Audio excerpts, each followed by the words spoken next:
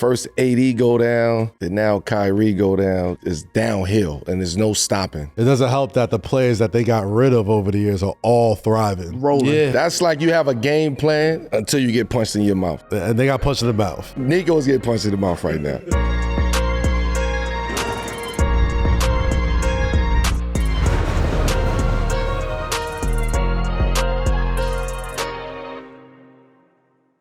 Yo, peace. Welcome back to 7 p.m. in Brooklyn. I'm Carmelo Anthony here with my co-host. It's good to be back. Hi, guys. What up, Monica? Monica McNutt here, consumer of basketball at large. Woo. Yeah, and my name is Kazeem Famuyide. You can call me Kaz, and this is a Wave original by FanDuel, the official sports betting partner of the NBA. Guys, we got a fire episode today. Even before the episode, it was real fun. But, as per usual, we'll take a look at the latest going on around the NBA. And of course, I got Carmelo is going to answer a fan question during a brand new segment called Streets is Askin. And trust me, it's a good one. Oh, yes. But first, with us now is a young up-and-coming star in the NFL. He was a multi-sport athlete at Michigan State. After transferring to play at FSU, he was named first-team All-ACC. He went first in the second round of the 2024 NFL Draft. He's already an internet station with his interviews. He had a great rookie season with the Buffalo Bills. Make some noise for our guest, wide receiver Keon Coleman. What's up, Keon? How y'all doing?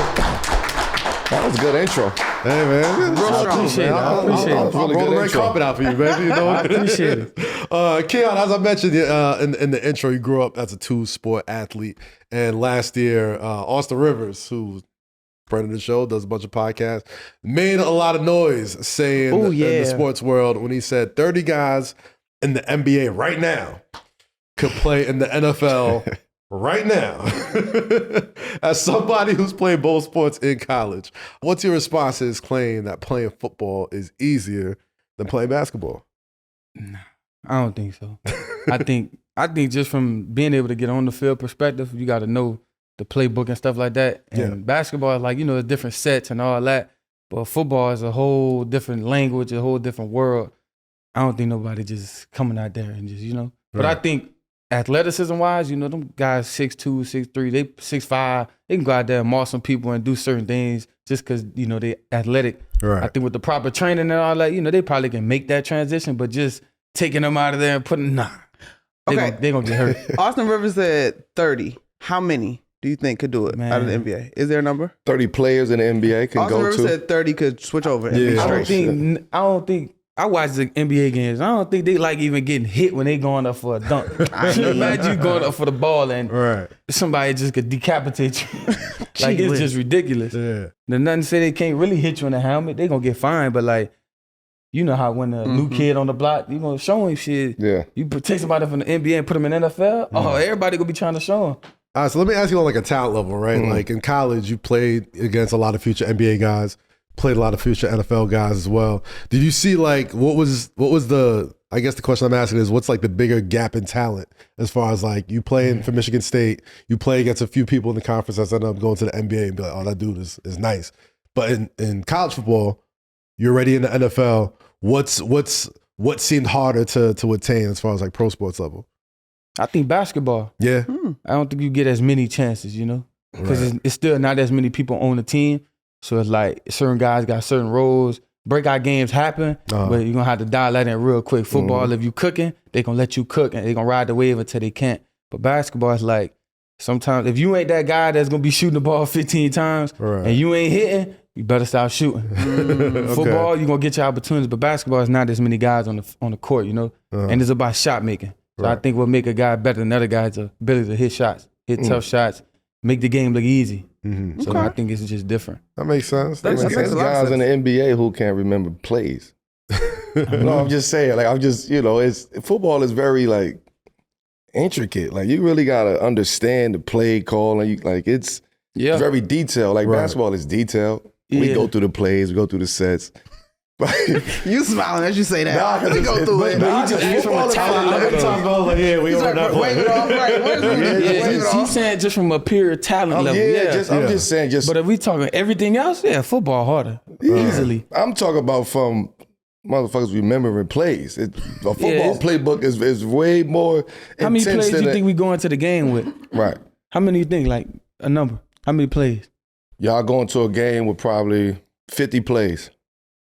I was gonna say 60. We off. You ain't never seen like when you get the head coach out the bad play and he got that thing about this big and this wide on the front of his face. Like, what the hell? How many plays is on that? At least 100. Jeez. Do you get to all of them, or is that just prep? Just in case. That's a lot of bluffing. That's you gotta think about it. I'm glad a football player. It'd be at least by 80 to 100 because you got situations. Mm-hmm. So you got your first, like however many plays you want to come out with. We're gonna say 10. Mm-hmm. You got your first 10. But them plays ain't gonna be called 1, 2, 3, 4. You might score the first play of the game. Mm-hmm. That second play was probably just a feeder play off of that first play. Okay. But the rhythm of the game interrupts all that. So that's a counter. Them other plays are counter. It's just different situations. Okay. But if you on 4th and 1 and your fifth play of the game was some crazy stuff, it's like I don't think I want to run that. I'm gonna stick to my bread and butter inside zone or something like that. Copy. Or we just gonna go. How the tush push, we just gonna do that. Like, all that rhythm of the game disrupts the play call. Like what he thought he was about to be calling is different. It feels like there's just less crazy space for improvisation of football. It's like you got to know this, that, and the option to this, that. Whereas in basketball, make a read. You got to go out and make a play sometimes. Yeah. Anybody can make a read in basketball. Right. Not in football. So not in football. Only person reading. The center could be out the play and make a read. It just flash to the elbow. Right. He can make a read. Ain't nobody can scramble with a quarterback. You're right. Only one can improvise. Everybody else got to do what they supposed to do. When he break character, you can break character. Yeah. In terms, you being a two-sport athlete, dual-sport athlete, not what translates from each sport, but like what did you take away from basketball that helped you with football or vice versa? I think the jumping ability, of course, the quick first step and being able to move laterally. And I think that's pretty much it. Mm-hmm. I think football made basketball way easier because I was already bigger and stronger than everybody. So if you want to be and nobody try to box out. Yeah, if you want, I ain't worried about boxing out. I'm just gonna go grab a board. But nah, like you under by 6'4", 215, I'm putting you in the post. Why am I dribbling? Right. Yeah, swing, man.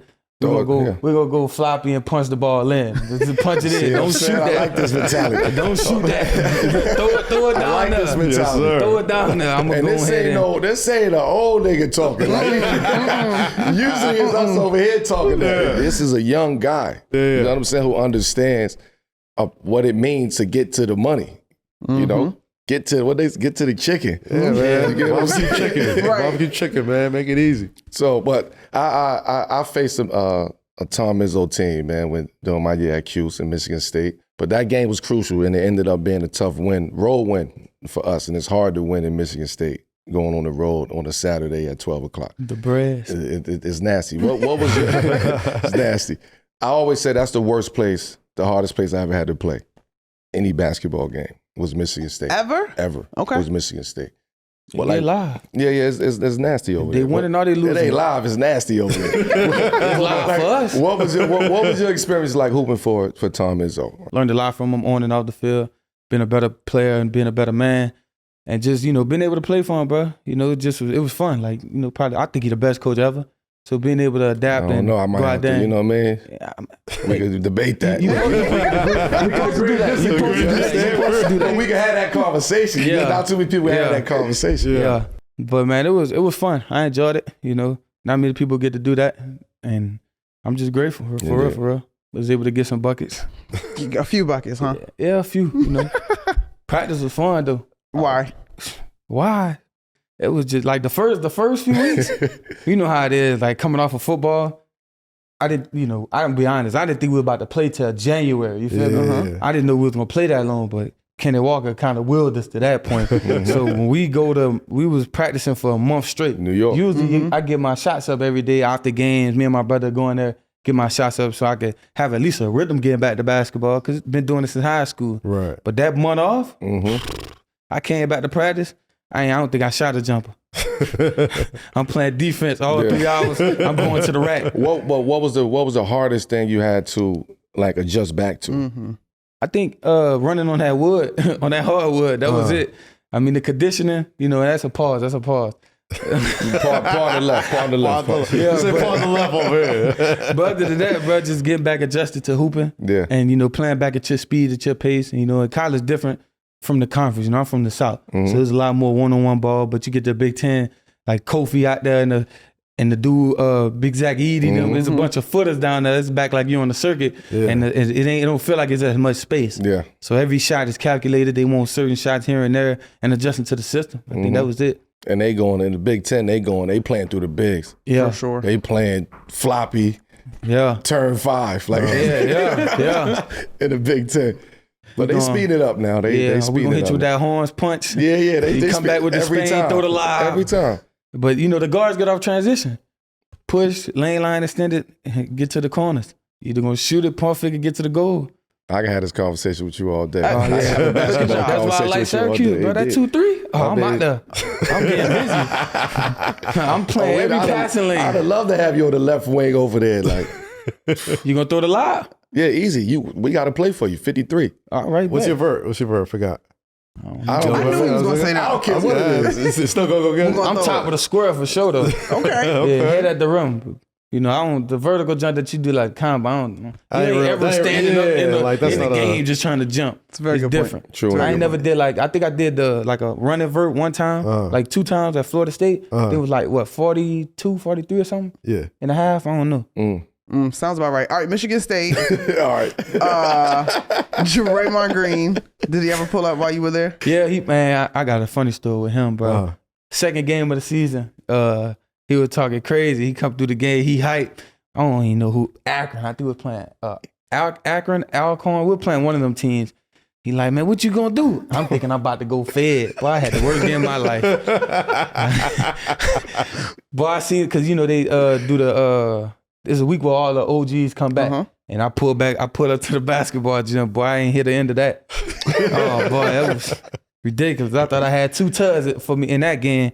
I probably got the ball 3 times. I was like, damn. Keon, this past week, the NFL Combine took place, right? And, you know, we talked about you being a 2-sport athlete. One of the big stories is Travis Hunter. Talk to me about, you know, he really is adamant about playing both sides of the ball in the NFL. You've played 1 season in the NFL so far. Like, how possible do you think that is for him to pull off? I mean, I ain't the one making that decision. I think you might well let him do it. Yeah. I mean, at this point, that's kind of what his motto's been, you know. At least let him try it out, you know, because if he going to a franchise that's winning, nah, he ain't doing that. Right. They not gonna play that. But I mean, if you kind of up in the air rebuilding, he might as well let him see what he could do. But I mean, I think he's capable of it. You know, he's shown it. But you know, I don't think like they say you gonna have to what you want to guard Tyreek Hill, then go do this. Like, you know, nobody just play Tyreek Hill man-to-man, one-on-one. You got help. Yeah. So you kind of, you know, you just play your role, you know. Then you go to offense, you ain't running the go ball every play. So it's different ways they'll be able to get him the ball and let him do his thing on defense. Right. I think you might well let him try it. But being with one, would that take away from the other? Nah. Like if the offense is doing its thing, then obviously you're not spending time with the defense, right? I mean, that's a good thing. But that's what I'm saying. Like, it takes away from the camaraderie of each unit, I would think.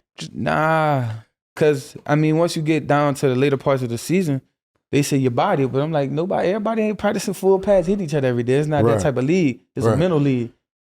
You out there hitting every day, you ain't going to be ready for Josh Allen and Patrick Mahomes on Sunday. You sore. Right. We need you locked in mentally. It's going to be a lot of walkthroughs and stuff like that. So he'll be able to grasp it. But you said yourself, if he goes to an organization that's winning, it's probably not happening. Nah. But if you, but that's game changing to me. Like that's game changing. It would be. Who was the last one? Don't play both sides of the ball like that? Not every snap. Prime probably. That's what I'm saying. Nah, it was a dude from the Patriots do that. Yeah. Because he the returner. He played nickel. He played receiver. He do all type of stuff. Yeah, they need that out there. I think number 25. Yeah, they need that out there. Yeah. He's really, really good on both sides of the football. So if an organization really want to utilize his talent, like I'm going to let him. You got to be forward thinking now. For sure. You got to be open minded to allowing him to do that. But I think if he can do that and this is what he does, then why take that away from him? And that's what your fans want to see. Why not? I mean, if I'm a fan of a bad team that Travis Hunter's probably gonna get drafted to, I want to see him all the time. Also, it's not that many people who can do it. It's not that many people who can do it. So if he can do it, we gonna find a way to figure. You know, we gonna find something. Yeah, and because nobody play 100% of the snaps, but probably the O-line and the quarterback, you know? So he going to be subbed in and out. Ain't like he about to be playing 60 snaps on offense, 60 on defense. I'm with it. It don't work like that. You got different packages and stuff. I'm going against grown men. This is a new era. You going against grown ass men. This is a new era, Monica. Yeah, I want to see him do it. Don't get me wrong. I want to see him do it. Like, if he can pull it off, if he's that good, more power to him, because it does remind me of prime time. You started this pod asking Kiyan about the jump from college to the NFL. For sure. It's no joke. I think it's a lot to try to tackle in your first season. Right. Of course. And I'm not going to say it's disrespectful, but these are like grown-ass men that are like, that are doing this for real. The jump don't always have nothing to do with the player. The team that's drafting you got to make the jump. That they got to make it a little easier for you, a little better. So they got to put you in position. And so the teams with the first 5 picks are the organizations that do that? No. Like, that's what both sides of the football. Play both sides of football. Why the Patriots didn't start off just starting Drake May? They knew they needed to work and let that O-line get better. They'd have put him out there. He'd have been getting killed though. But you also said it's a mental league too. Like, you also got to get the team ready to be like, yo, this is going to be the person who's going to be leading our franchise. They got to put somebody in that stuff. We're strategizing around him playing both sides of the coin. Yeah, I think it's very much possible. But if you don't care and you want to show him that he can't do it, you gonna be like, all right, well, we gonna play Tyreek go man to man. We ain't putting you no help. Then we gonna come back. All right, you got Ramsey guarding you? Go ahead, we're going to leave you on that. But then that's a fucked up shit right there. That's fucked up right there. Now that's an interesting point. If there's organizational faith in this young man having the ability, they ain't picking that high for no reason. But I feel like it's a real fine line, but where it tips over into being a spectacle, which is not productive. I think so. I mean, it's not. It's the reason why Colorado won any games last year. Like, whenever they was not looking good, they were just like, yo, throw the Travis on the deep, go get it. You know what I mean? And at the same time, he was locking ass on the other side of the return. Yeah, like he was doing kick return. Like, that's what I'm saying. We need a bucket. We need a bucket. It don't matter if you miss 15 shots. He gonna get one. Do something. Like, we're ready. You shoot it. There's not a little part of you like after playing a full season in the NFL that doesn't even like find that motive thinking like at least a little bit like disrespectful.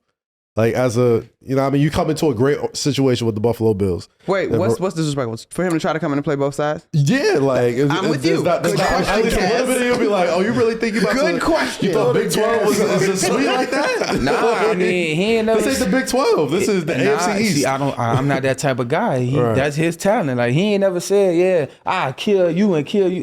Ain't nobody told me that. So I have no problem with him wanting to do what he want to do with his career. Right. I'm all for it. He might be a Jet, man. If he's a Jet next year, then it's smoke. It's smoke. But if you ain't in my way, you ain't got to worry about me. Like, you do your do your due diligence, chase your money, take care of your people. I'm gonna do the same thing. How you say where you from?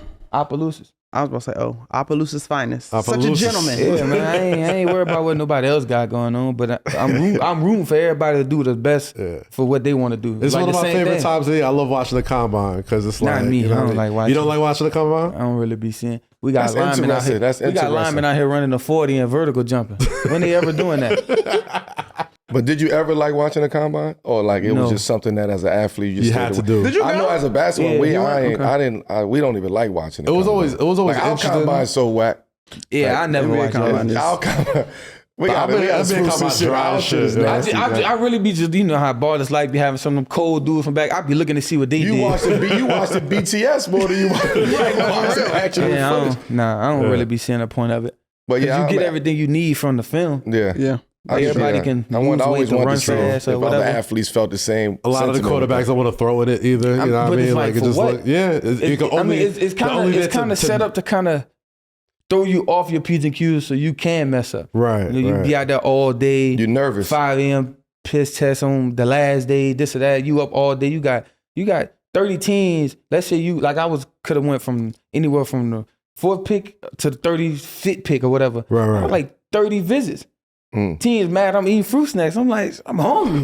That's real though. All day. That's real. That's real. If you ain't gonna draft me over some fruit snacks, And then it becomes a headline. It becomes a headline. It's like, oh man, this is disrespectful. Yeah. Sitting there eating candy. That's crazy, but it's like, cuz we just went over all these D formations with 40 teams.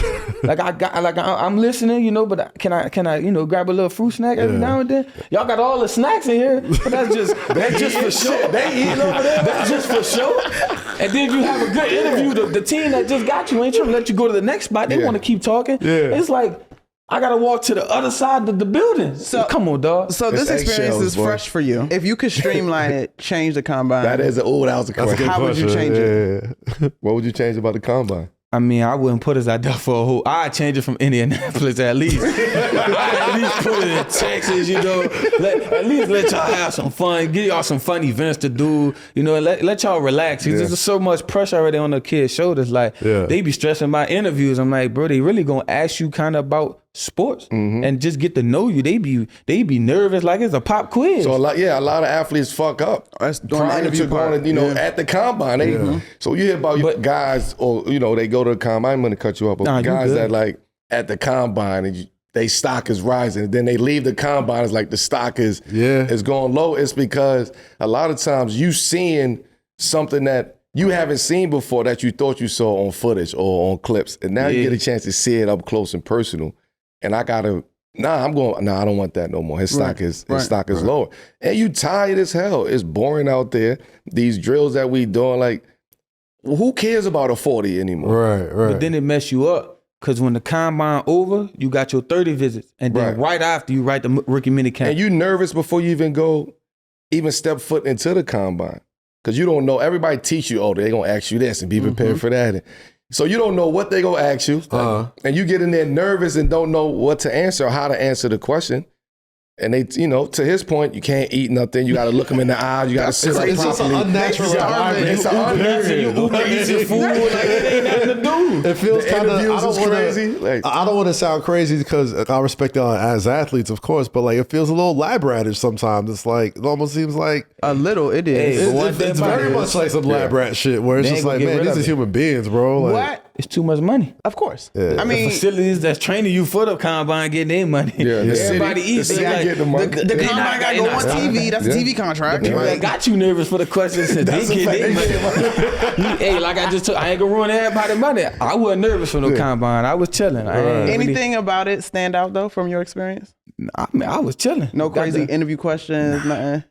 I think that's what it wasn't nothing to ask me. Just like gummy snacks and all like this. And there was only one team. I was like, dang. What team was that? Hakeem, I ain't gonna do it. Respectfully. The biggest ops. I say the biggest ops. The biggest ops? Oh yeah, the biggest ops. Small room. Small room. We got it. Yeah, bro, that was crazy. Keep that quiet over there. Keep that quiet. I was like, man.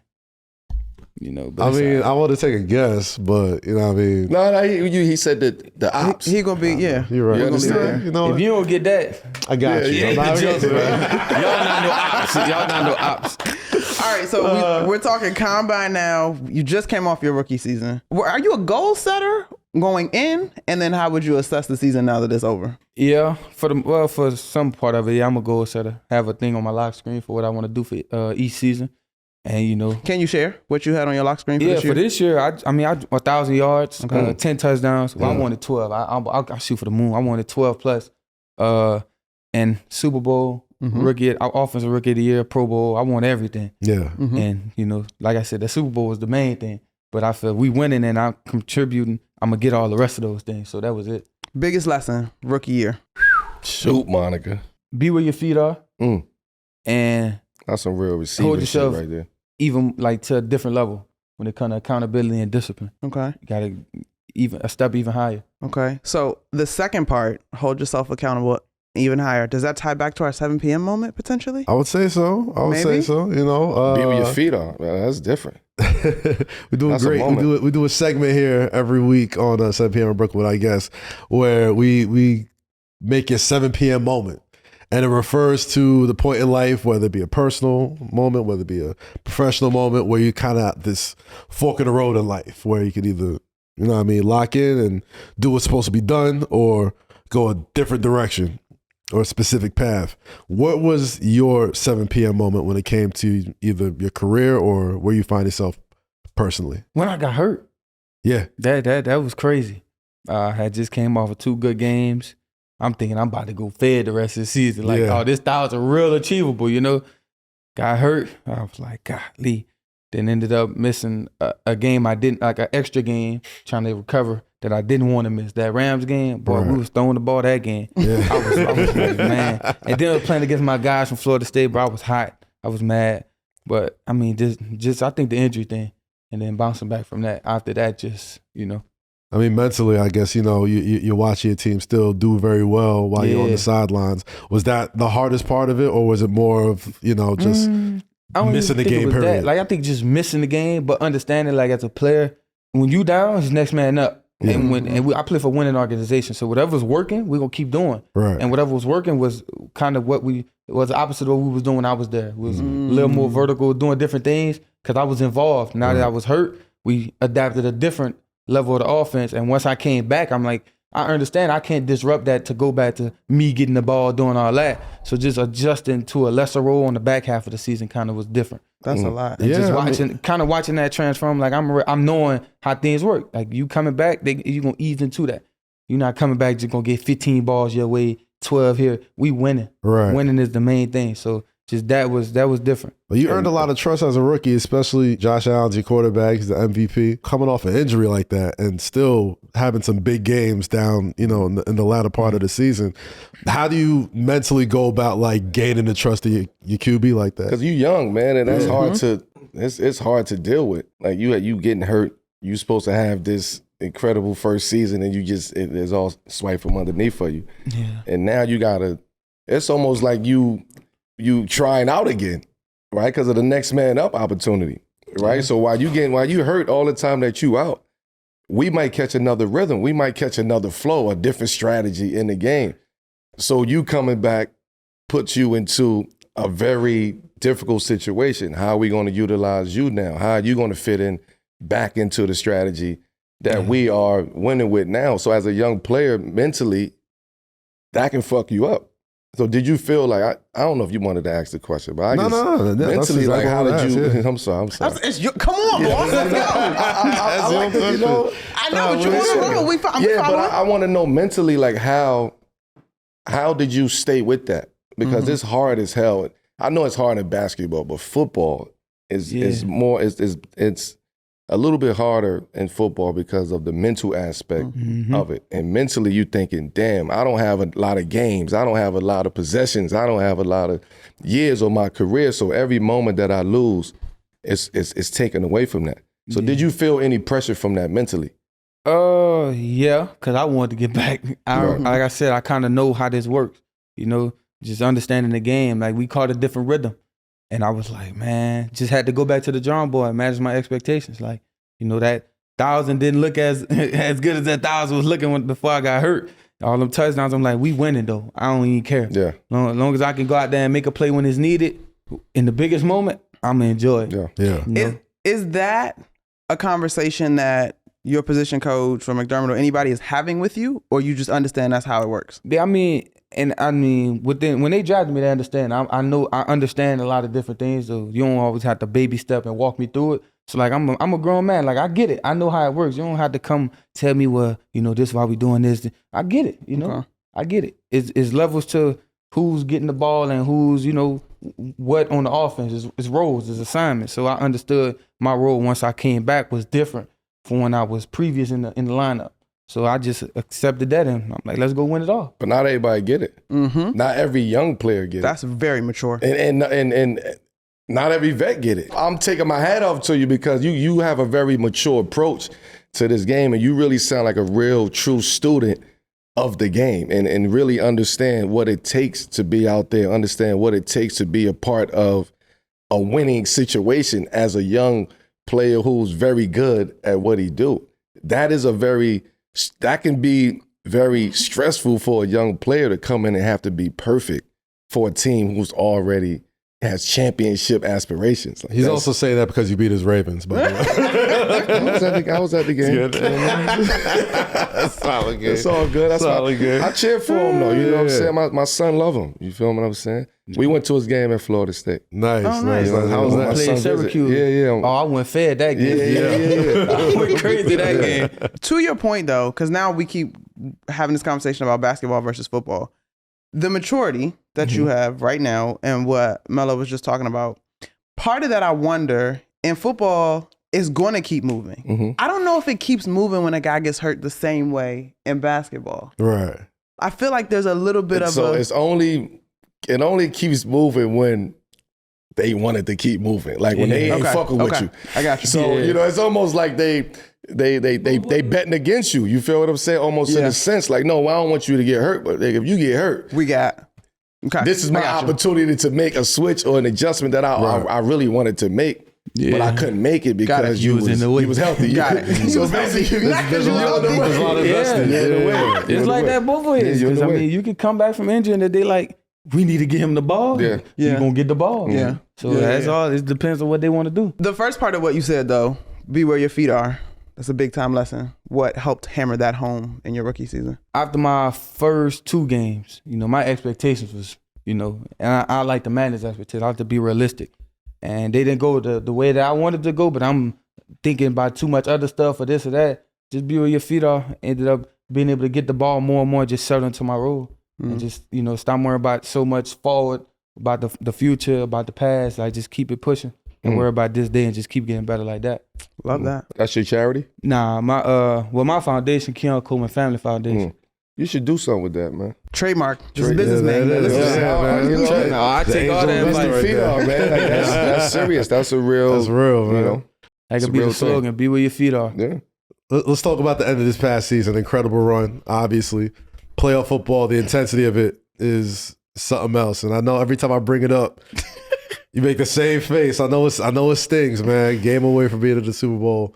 It's still something to be proud of. First of all, you did that in your rookie year. Yeah, like you got a long career ahead of you. Don't take it too hard. But yes, I ain't hearing it. I see where you're coming from, though, man. Like I'm great. Some people never make it back. That's what I'm saying. Yeah. That's what made it so easy when I came back from injury. Like, I was grateful. I was like, all the other rookies, they done. My dogs texted me, they done in December. Facts. All right.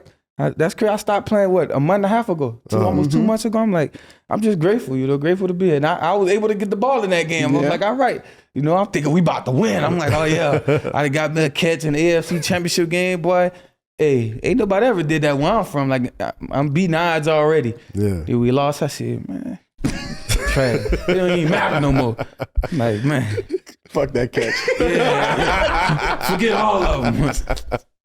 I was like, bro. My people was at the game, and I'm talking about they in the section with the Bill stuff on, all the Chiefs fans. We ain't worried about none of that. Confident in that game. Yeah. Then for it to happen like that, I was like, well, that is true to Monica's point. Like you ain't going nowhere, champ. Like you here for, you know what I mean? You here.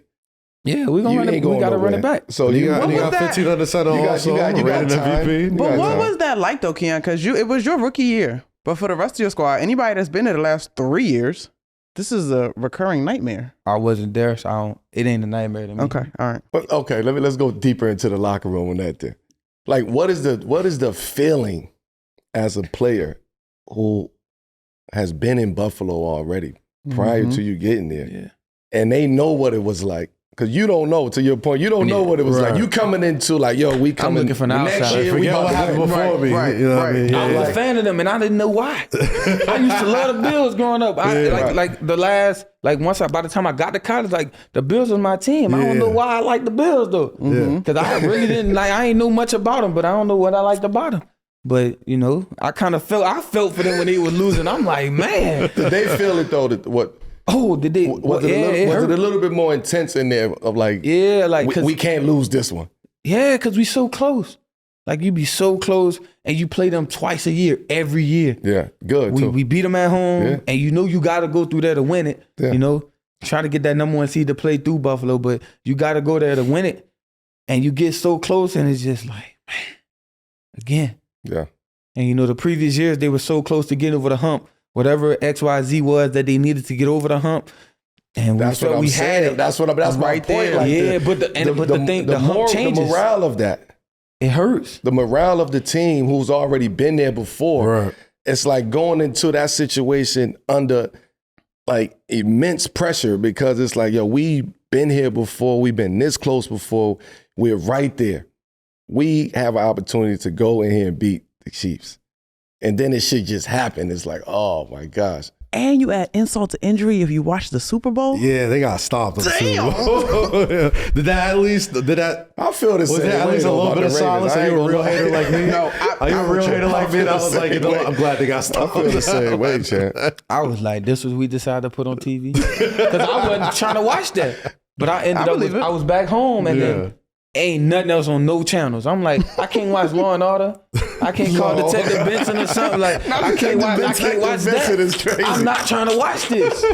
But yeah, I was happy for the Eagles, man. My dog Johnny, he was part of a Super Bowl That's as a rookie. I'm like, kudos to him, And I was like, it just was what it was. I was just happy for him. I didn't want to watch that game though. Yeah, you'll be back though, man. You gonna be back. But man, speaking of what you said, bro, like I said, bro, it just hurt. Because it felt like the hump moved every year. Mm-hmm. Like they thought it was this, they fixed that, then it was that. I'm like, I don't know, bro. We're gonna get over the hump. Buffalo just got that, they always had that. Yeah. It's like that X on I know you don't want to call it a curse. I don't want to call it that. No, we don't use that verbiage. We gonna get that. We gonna get that. We support Buffalo because of New York. Yeah. You know what I'm saying? We the only real New York team. Y'all New York State. I'm Ravens, so I'm not involved in this. I'm a sad You got static over there. I got the other two teams. You got Commanders. Commanders. I'm the Jets, sadly, but y'all New Jersey Jets. And we got a Giants. We got another Giants. That's all in Jersey. That ain't even in New York. That's what I'm saying. We the only real team in New York. Yeah, not I ain't gonna hold you. Y'all more Canada's team than New York's team. Nah. Like y'all stone's throw away from Toronto. Did you get a blizzard yet up there being from Louisiana? I can't never say your town. I got a blizzard in Michigan a few times. Towed the car and everything. For real? Yeah, but them people don't play. Them parking tickets something serious. Them people, they walking around, they wiping that window down. Oh, let me give it. They told me twice. Josh Allen is your quarterback. Incredible MVP season. Talk to me about being in the huddle with him and how it's different than the other quarterbacks you've been in the huddle with throughout your career. He's not precious. You never gonna get him in the uproar. Like we be in the huddle josing bad. Y'all know what josing is. The same thing we doing right here, clowning. Cutting ass. We call the play. We having fun. Like we just have so much fun.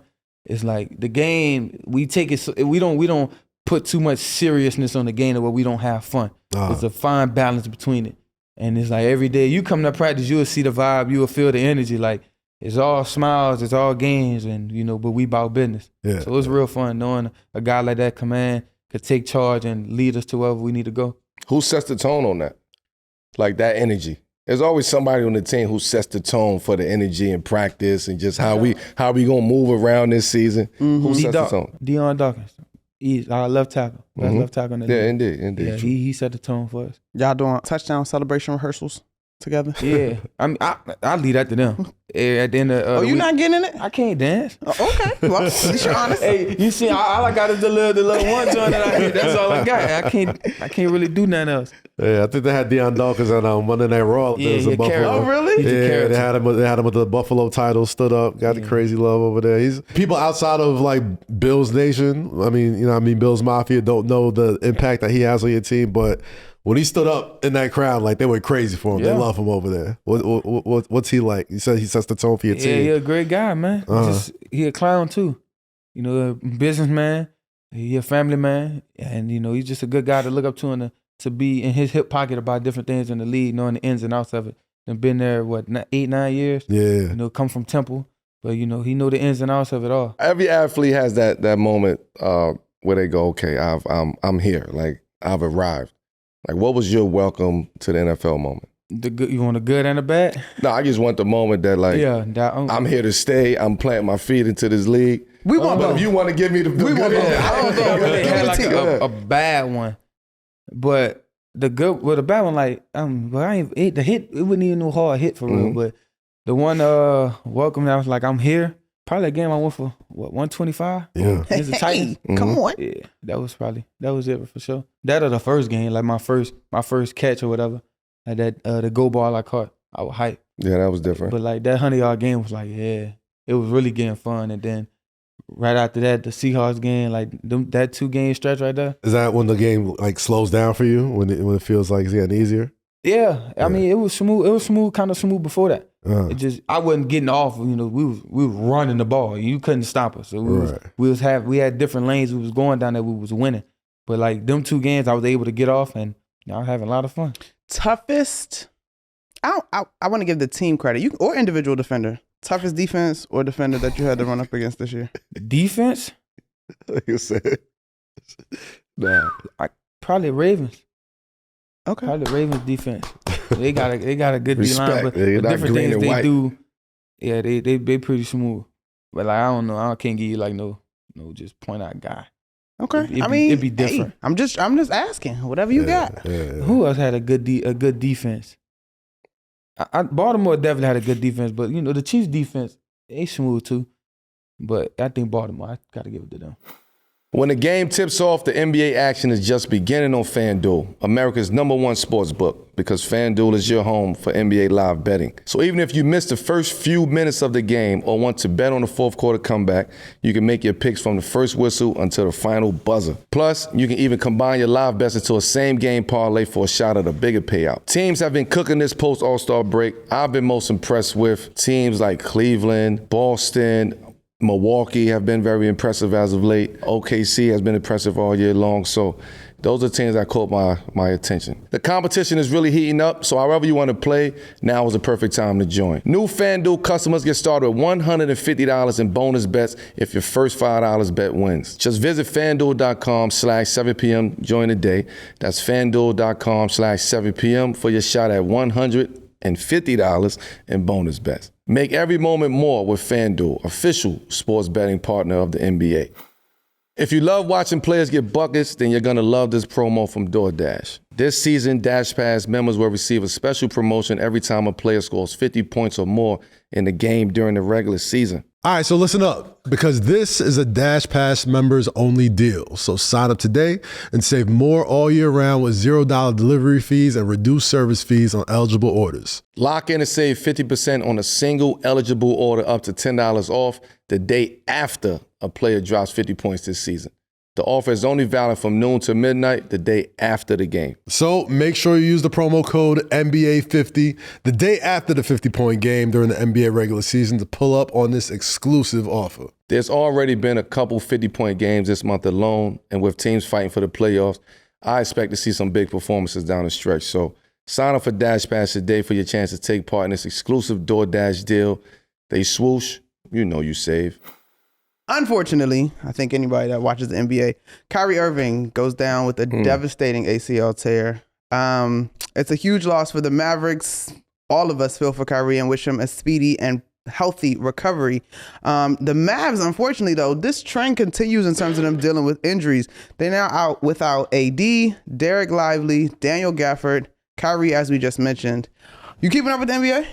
When I'm done doing Gotcha. like traveling and stuff, my dog Max Christie played for the Mavs, so I'm gonna catch some games. Oh yeah, we love Max. Yeah, my boy. The large question, y'all. Yeah. Where do we think the Mavs go from here? And of course, we're inviting you into the combo, Kiyan. Man, they got to go in. I don't see it. Everybody gone.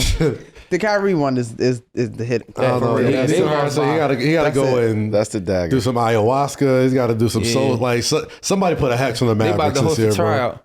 Somebody put a hex on them. Shut up, Keon. Not hosting the tryout. I mean, to go from the NBA Finals last year to not only trading Luka, you know what I mean, Kyrie out, Davis out, bunch of players out. I mean, the fan base is turned on them in the way that, you know what I mean, I knew they was going to be upset, but like the way that they're still outside like protesting, you know what I mean, for the There's Mavericks. billboards. Like, it's bad out there, bro. And obviously the Kyrie situation doesn't make it any easier for any Dallas Mavericks fan. I just feel for him, bro. Like to go from the finals to this. It's one in less than person a who year? I feel for. Who? I mean, of course, Kyrie. Of course. Who? Nico. Nico. Damn.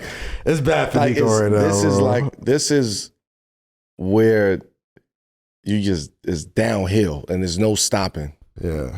You get I like, didn't think about that. Do you think he's like, it's hard, bro. Like he's losing sleep. He got to be losing sleep right now. It's got to be very stressful. It's like you think you're doing something that's special and it's revolutionary. Yeah. And first AD go down, then now Kyrie go down. But you already got, like you said, Lively over here on the bench. You got the other, Gafford on the bench. It doesn't help that the players that they got rid of over the years are all thriving. Rolling. Yeah, that's like you have a game plan. Yeah. Until you get punched in your mouth. And they got punched in the mouth. Where were you? Nico's getting punched in the mouth right now. Where were you when the trade? You remember where you were when the Luka AD trade goes through? Nah, probably. When did that happen? It was a Saturday night. The Knicks were here. I mean, the Lakers were here to play the Knicks. I just can't remember. Okay. I don't know where I was at, but I was like, I thought I was getting bamboozled. I'm thinking it's one of them little Twitter pages, one of them little NBA Centel pages. I'm like, Luka? I said, what? See what I'm saying? I said, ain't no so way. good, they look at AD like he ain't shit. Like, when he ain't had nothing to do it. Not you, Luka just got y'all all the way. That's like Minnesota go trade Ant tomorrow. It's like, wow. Yeah. Like it's more than him just being a good player. It's like, yo, Luka and like he got the perfect baton toss. If Minnesota traded Ant for a healthy Embiid. Right. First of all, healthy MB wear wins. Yeah, I was about to say. It's hard to imagine. No facts. Healthy Embiid, would that be the same? Yes. No, it would. I would never make that one. Because a good GM would never trade a dude like him. Yeah, but I'm saying like that'll be crazy. Like you would never in your right mind trade Luka. At least when you traded Luka, you still got Kyrie. You gonna have Mike Conley. You gonna let Rob run the team and stuff like that?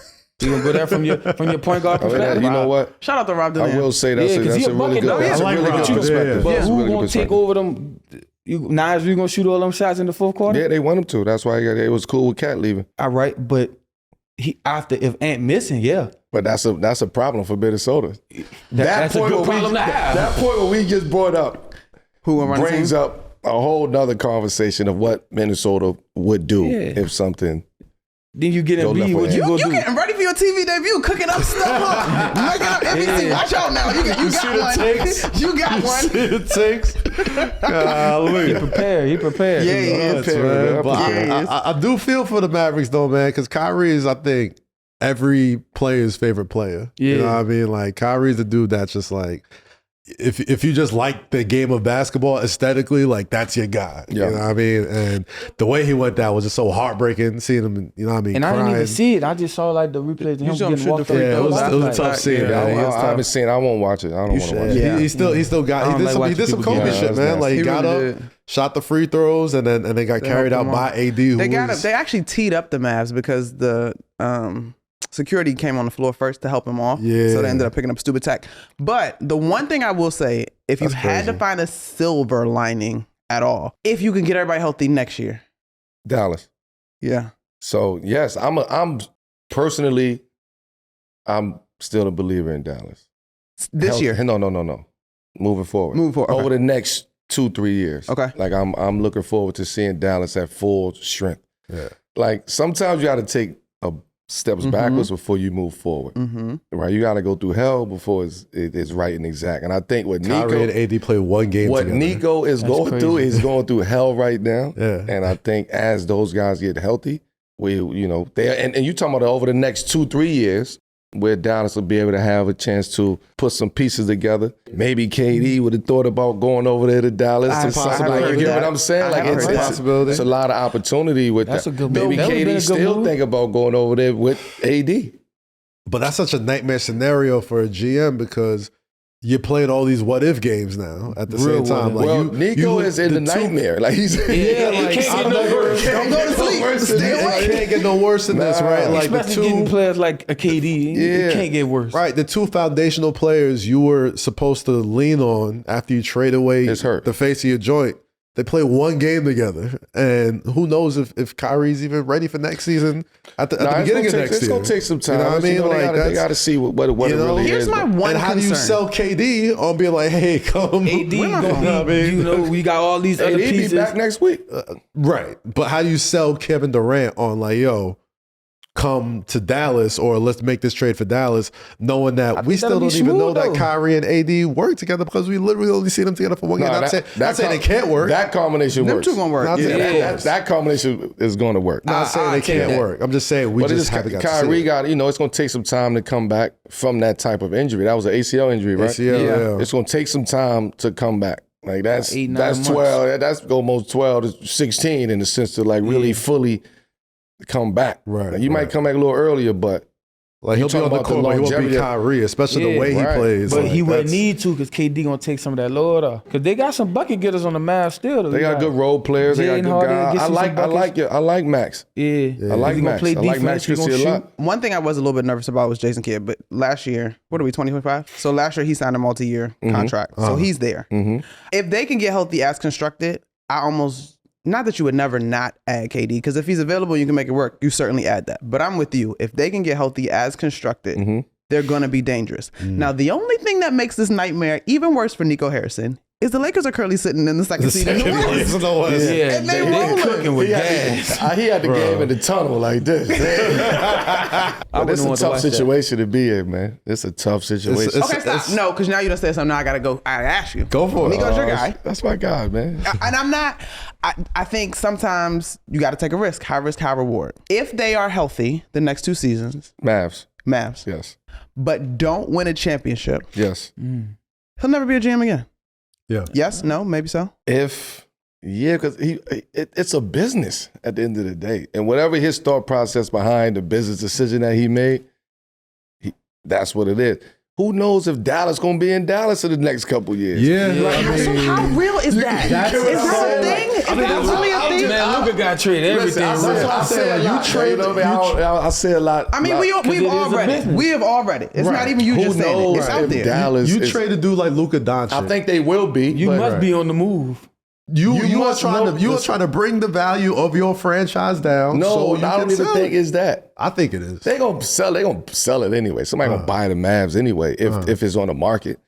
It's a hot market. It's a hot team. It's an NBA team. Right. Yeah. So it's another game that's being played. Yeah. It's conversations about them moving. For sure. It's too enticing for them not to look at that. And it's too much money. And there's too much money involved with other opportunities especially that can come along with that. You want it, Kiyan. You part of the group. See, I'm telling you, man. We all read the stories. He have a greater understanding of what's going on. I ain't even read the stories. I just know I understand laws, though. Yeah. Come on, though. This, and I get the story about the casino and not being able to build a casino in the arena. Texas ain't going exactly. But guess who is? Every other state. Seattle going for it. Yeah, Mexico City going for it. You gonna put in another Seattle, Vegas is going for it. It's a money game at that point. Yeah. Kansas City is going for it. You get what I'm saying? And that wasn't a basketball team with the Chiefs. You get what I'm saying? Like, it's conversations being had. I don't know exactly the conversations that being had, but I'm just playing devil's advocate. Hypothetically speaking, that conversation is real. Is gaining steam for a reason. Yeah. And unfortunately, you're not supposed to believe everything you read and after what you see. But unfortunately, they made Nico the perfect fall guy for this too. I think. Like when it finally does happen, they made it so easy for them to be like. They conjured up that they chopped it up in the kitchen, man. It was the wok pan. You know what I mean? This is what's happening over here in Dallas. Nico made a decision, and he stood on the decision. This is the decision I made as a business, and this is what I thought. You got me here to run this. This was my vision. Everybody is not going to agree with that. You supposed to respect it. I do want to respect my decision. You gave him the keys to the car. Yeah. You can't tell me what car how to drive the car now. I got the keys. But there's plenty of organizations that operate like that though. 1,000%. Right. So you can if you wanted to. Yeah. But we're going to let you go ahead and do your thing. But I haven't heard anybody in the Dallas organization really say nothing about Nico making this move. The only thing you hear is, I didn't know about it. It's the only thing you hear about that. There's no other comments about it coming out of Dallas organization. Bro, the way it went down smells so funky from jump. Come on, Kaz. It was a late Saturday night. I'm just telling you. Nobody else involved in the discussions? You're doing it with your mate. You're cooking it You're cooking the deal up with your longtime homie. Yeah, we had coffee. And we gonna have a coffee, man. We got the picture on TMZ. Yo, meet me in the back of Red Hook, man. We're gonna have a glass of wine. Well, we got to make sure nobody's taking pictures. Talk about trading your. Oh, by the way, hey man, you my best friend, by the way. Oh, by the way, Cass. We was just having. What would you give up for Luka? Yes, I'll take a little sugar. You know what? Man, I might give up 80. I might give that ain't gonna never happen. Would it? I'm just asking. Okay, cool.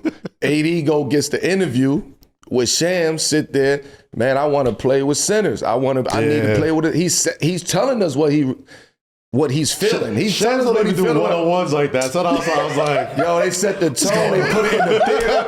They put it in the theater like a Sunday conversation. I didn't even do all that. So when you start putting those pieces together and you look at AD and be like, yo, he's serious, because AD don't speak out like that. Exactly. Yeah. Now, as your brother, as your friend, I'm calling you, yo. We got to do, y'all got to do something about that. You hear what AD is saying? Talk about on ESPN? Yo, listen. I'm gonna trade Luka. Luka's on the table, but you got to make this deal tonight. Nobody can know. We got to get off this phone and the deal got to be done. Yeah. Mark ain't got to know. Genie can't know. Bron can't know. J Kid can't know. Nobody can know. If we do this is me and you in this. And that's how it happened. So everybody's so surprised with it when they took the lid off of it.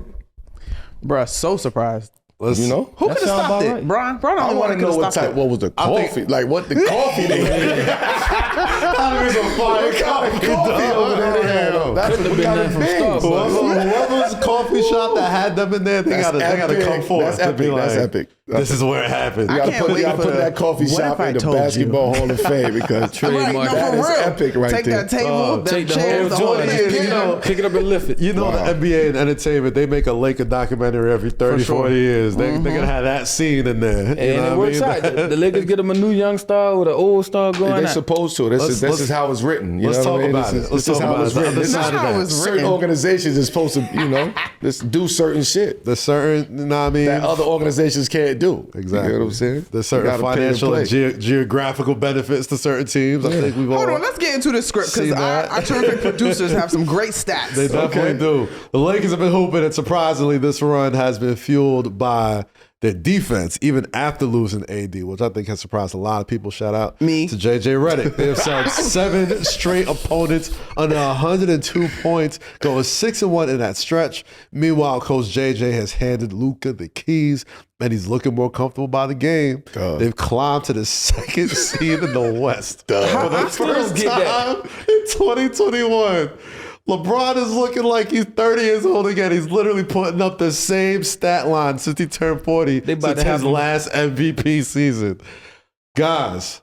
Hold on, go to Kiyan. I have to ask, what excuse do the Lakers not have to win it all this year? This is I'm with you, Monica. I was going to respect the team. A little too much. Come on, producer Dom. I was going to respect the team. Why too far, Kiyan? That's just too much. I got to say. That's a drastic change. They riding the highway right now. There's a lot of season left, It's not that much season. It's like 20 games. It's like 20 games. They do have Bron. Luka a good playoff player. Bron a great playoff player. So you got a good chance, but a lot of things do have to go right. Of course. That's a lot. And the West is going to be such a dogfight, bro. Yeah, that's a reach. I have a different perspective. Tell us. Oh, talk to me about it. Those teams don't get enough credit. Which teams? Like Lakers don't get enough credit now. Boston, OKC, Cleveland, like the way they play the game, the way they execute the game offensively, defensively, the way the Lakers execute right now defensively. Now we talking about defensively. They are locked down defensive team right now with Luka, right? I think Luka bought into what he has to do. Just give me effort. Just give me effort. We're not asking you to stop nobody. Just give me effort. Bron IQ on the game understands how to place Luka and different strategies on how to rotate the defenses where Luka ain't crashing out to the corner and closing out to somebody who can drive. Like, we gonna keep Luka moving around. Right. They expanded their defense higher up the court. They in denial at the 4-point line. We call it the 4-point line. They in denial at the 4-point line. They scramble. They got Vanderbilt, who's he's all really good. over. He's all over the fucking for court. Sure. Yeah. Austin Reeves is stepping into something special. Yeah, he is. And then you just let Luka go do what Luka do. Whatever the fuck he gonna do. You know what I mean? Just let him. And Bron I've never seen him as happy as he looked playing the game right now. Very joyful. Off the ball. Very youthful. He's off the ball. He's sprinting corner. He's shooting corner threes. He's If you would have asked me, reverse now. The roles is reversed. If you would have asked me in December, he's AD right now. right, And Luka is him. Yeah. So now all them passes, all them passes that Bron was throwing to AD, getting down the court early, all them lob passes, getting early offense, getting early baskets, getting fouls, mismatches. Luka is capable of making those same exact passes that Bron could make. So now Bron knows all I have to do is run the court. I'm going to get a mismatch. If Luka throw it, I can go get it. It's a one-on-one situation. Now it's me versus you. Yeah. Or you could just dump it into Bron in the early post-up now because he's the first big down the court. And he's still faster than So the game become a lot smarter at this point. You And know simpler. what? I'm just going to run the lane. I'm gonna give duck-ins. I'm gonna sprint the court. I'm gonna become AD in a sense. He's in a pick and roll now. You see Bron in the pick and roll. He's setting it, short rolling, being a quarterback now. He is in a different role right now. As a result, he got the numbers that he's gotten, and the Lakers is doing what they're doing. They defense actually is really good right now. Offensively, I'm not terribly Bron surprised. shooting corner threes. There's nothing surprising offensively. I'm not terribly surprised. That's really not opened my eyes. surprisingly. It's just like, nah, you don't. That's not what you feel comfortable with doing that, Right. Yeah. Right. Because you know you have somebody who can pass the ball and do similar things and have a vision the way that you have a vision. Yeah, like LeBron's never played with a playmaker like Luka, I think. So Well, him he being played able with to a be playmaker that can go get it, like Kyrie. That was a different type of playmaker. As a similar Yeah. The thing that the offense, I'm not terribly surprised at. What's really opened my eyes when they play the Nuggets, and my only thing was, what are they going to do with guys like Jokic or Chet and all that stuff? They put LeBron Jokic is on unstoppable, Jokic, bro. Yeah, you can't stop him. but It's how you guard Denver, though. But they did so much switching, and they have so many 6'10", rangy, athletic dudes led by Braun that you could throw at these 7-footers, especially But if Jokic. if you throw off the rhythm of his I thought was shooting, going to be their biggest. I thought that was going to be their biggest, Achilles Jokic is heel. I'm like, they're going to be able to guard Yeah. him. The way But that- they did as good a job on anybody I see. Yeah, but the Jokic for a Braun while. has the recipe. They did it already. They won. They beat Denver with that recipe. Yeah. Let's be physical. You talking about from this season or No, I'm just saying in general. Okay. yeah. We have the recipe. I just don't have the personnel to do that. Yeah. Like I had McGee, AD, and Dwight who can go out there and we can switch bodies up on Joker. JaVale is more playing the paint. Dwight is more physical. We're going to beat him up every single time. We're going to beat you up on offense and defense. So now the Lakers is taking that same mentality. So I'd like to personally pitch. The playoffs start April 21st, I think. We need 7 p.m. in Brooklyn X&O edition. Yes. We're gonna look at some tape. You get a whiteboard? We're gonna get into this, right? We're gonna get some clips. We gotta talk to the team about rights. We gotta figure that out because I want to see it. My only issue with this, and I obviously gotta defer to you between LeBron being your boy, between you being a Hall of Famer, the whole bit. I'm a student of the game. And that all of those reasons.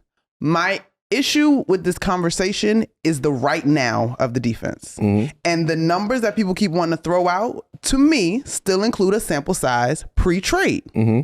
So I don't know. If you told me I had a series right now, Lakers, Denver, you're not going to give me 7 games of Jokic with 12 points. Nah, hell no. That's not going to happen. That's not realistic. No. Yeah. So I get it, and it's been fantastic. Yeah. I'm still tracking to see how sustainable it is. I think You can't go to stop Jokic, though. I think it's very sustainable.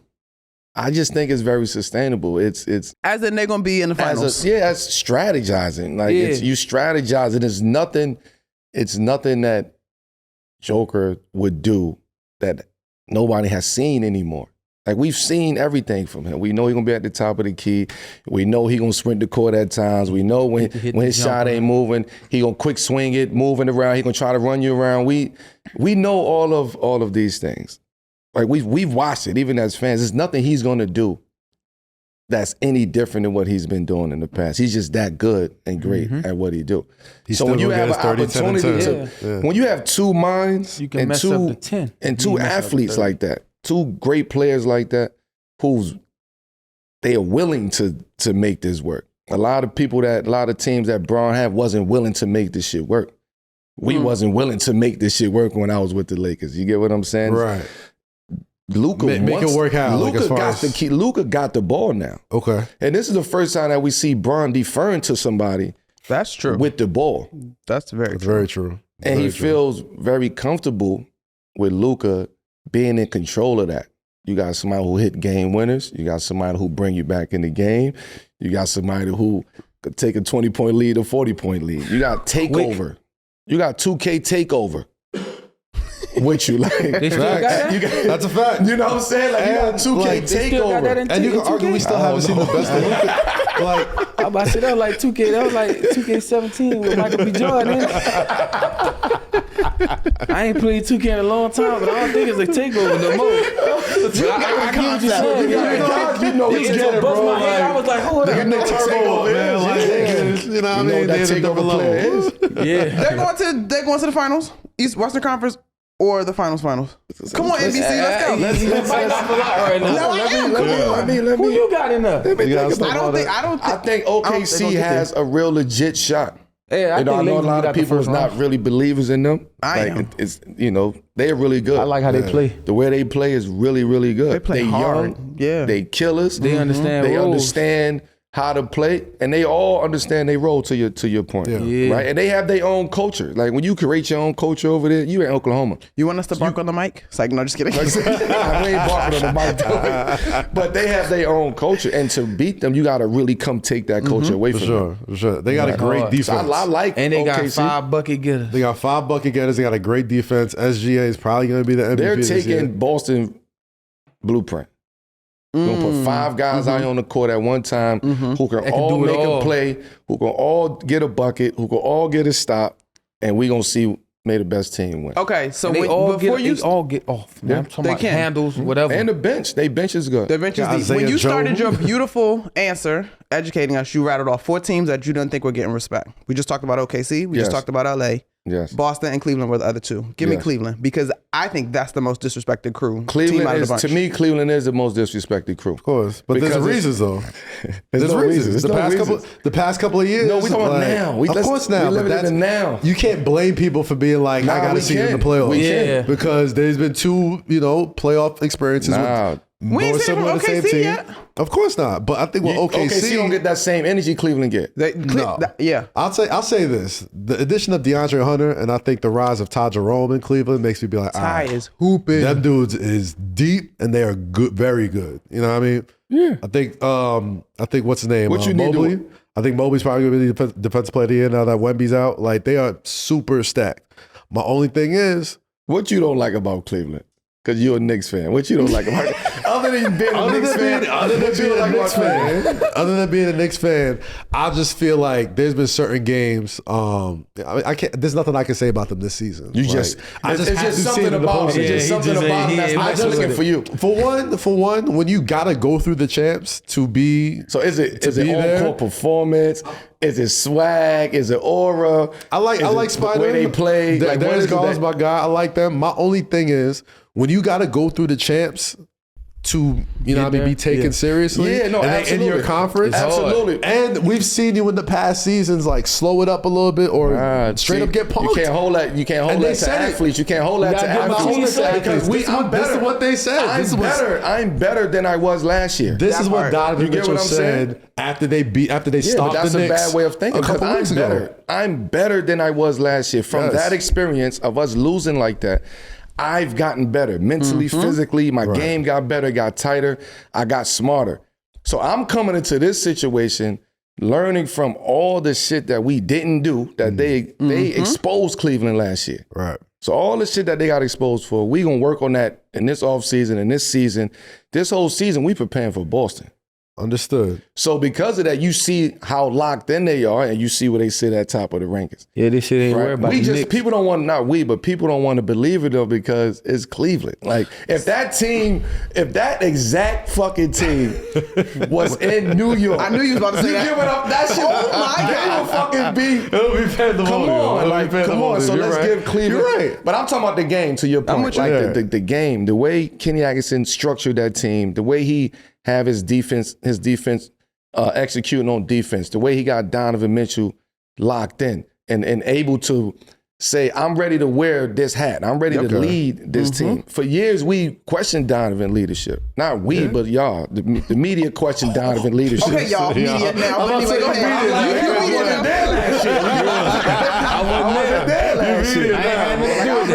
Like me personally, I really believe in Cleveland. Now, could they beat Boston in seven games? Yeah, that's a thing. They have an opportunity. They have an opportunity. You heard him. To beat Boston. He didn't want to hear that. What did he say? We're not talking about that right now.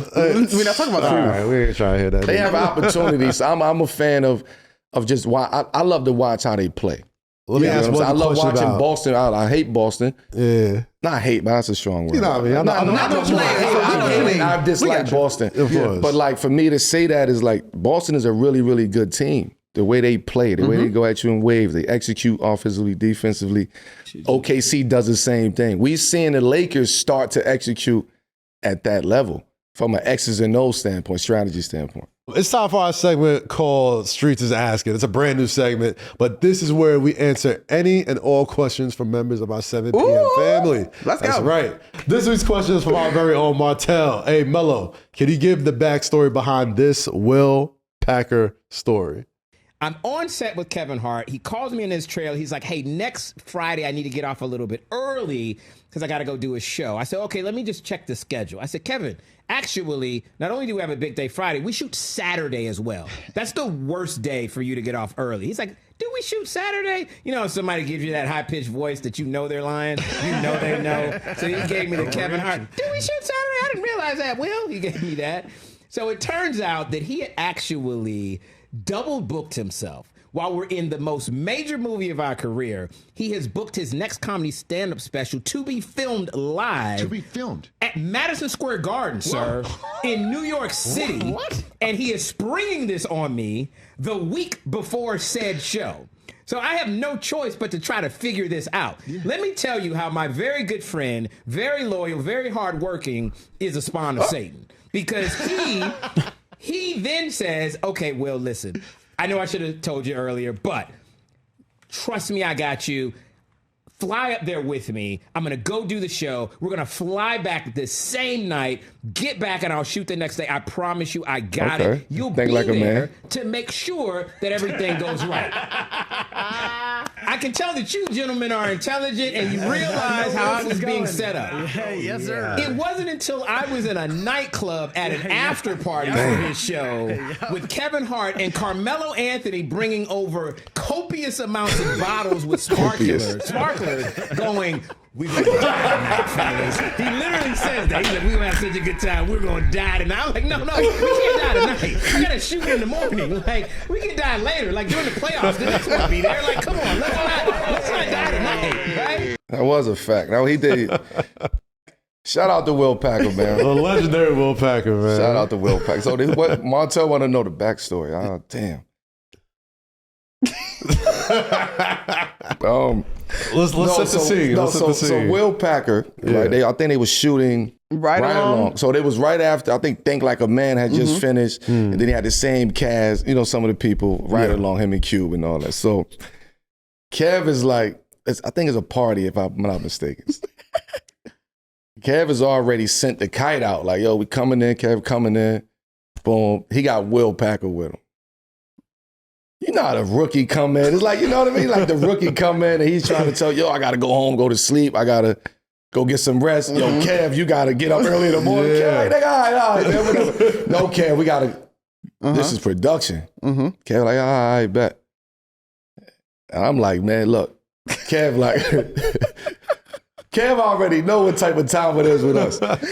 And he see me. They see me with the bottles. And I seen Will Pack. I'm like, yo, you gonna die tonight. Like, I said, Kev ain't going to shoot. Fuck that shit, Kev. You ain't shooting that shit tomorrow. He like, hell no, he got to get back. But we drunk. You know, and he was hurt.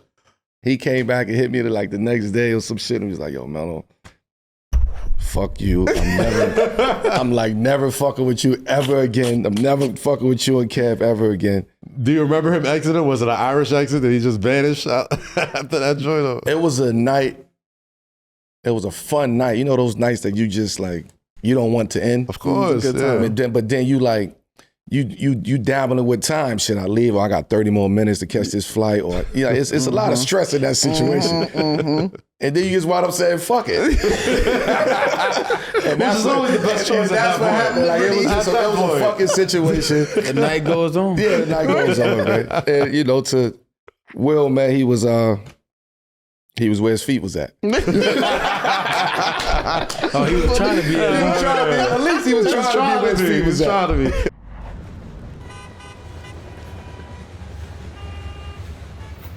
It's time to tee up America's #1 segment, baby. Kiyan, you know what time it is. We always like to end our conversations on the most fun note, most exciting note. It's America's #1 segment. Fuck with it or fuck out of here. This is where we react to trending topics in the world of sports and pop culture and decide if we're fucking with it or telling it the fuck out of here. All right? Kiyan, you ready? Yeah. Melo, you ready? Stay ready. You gotta get ready. Here. Let's get it. All right, Kiyan, as we mentioned earlier, you're always authentically yourself, no matter what. During your first NFL press conference ever, you broke down how you got winter gear for the low. You said, I got my coats in the summertime. You got to shop a season or two before, just in case. That's some great financial advice. Kiyan, fuck with it or fuck out of here. Shopping in the summertime for the winter clothes. I'm definitely fucking with it. Fucking with it. Fucking with it. I am not. Always. Why not? Clearly, you have a palatial mansion in Buffalo or in Opelousas. I don't have no room. Wait, you forgetting the S. Opelousas? Opelousas. Yeah, there you go. There you go. Who got room for all that stuff? I have space bags in my house. The coats the air gets sucked out. They go under the bed. Like, who got room for all that? You got the big house. No, I don't. That's what I'm saying. That's y'all. No, I don't got I'm the not big fucking with it. I'm out. Also, Cause I don't have I don't got like that many clothes. Like I got clothes, but like it ain't like all the extra. So I got a closet in the guest room. I just put jackets in there. The one part I will give you on this is you have to be very clear of your personal style. Because if you're doing it 2 seasons ahead, you're not shopping trends. No. You're shopping style. He's non-trendy. Yeah, Which I'll give you that. Yeah, that part I like. Yeah. And you get some fly. You can get some fly shit in the summertime They've too. been wearing John Cena shorts like the past few months. Like, what the hell is that? Hey, man about to come out here doing this. You know it's all cyclical. Like, man, they out here wearing John Cena shorts with armbands. What the hell? Most brands release their capsules in the summer. They wear capsules in the spring. That's true. Yeah. So you only chant. Don't let them tell you. I ain't worried about that, man. I'm with you, chant. I'm not a trendy Listen, person. I get a coat. I got a winter coat in the summertime as well. Save me a couple $100, especially Macy's. Still good brand. I ain't got no trend. Right, free is That's why for I me. signed Nike. I ain't got to buy no more clothes. Free is for me. That's my mind. That's my favorite four-letter word. You know it. The NFL Players Association released its 3rd annual report card, which gives players across all 32 teams the opportunity to grade their teams on 11 different categories and see how they compare to the rest of the league. The compiled results are revealed, which are the best and worst teams in the NFL.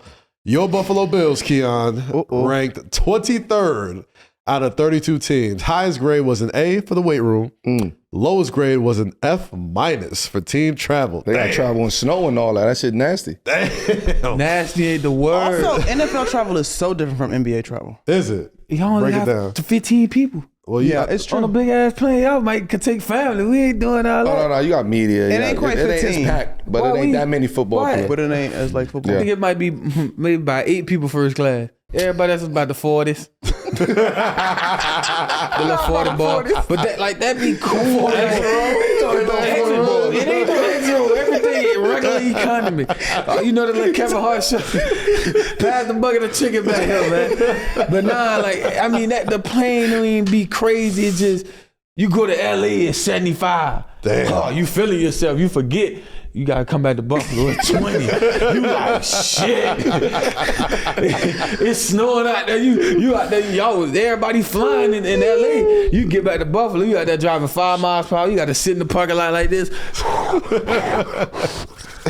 automatic start. But you still gotta wait a couple minutes to warm it up. Keon, You gonna take fuck with it or fuck out of here. Professional sports teams should spare no expense when it comes to travel. We should spend more, ain't it? Yeah. I fuck with it. We need some more shit. We need like 40 first class seats.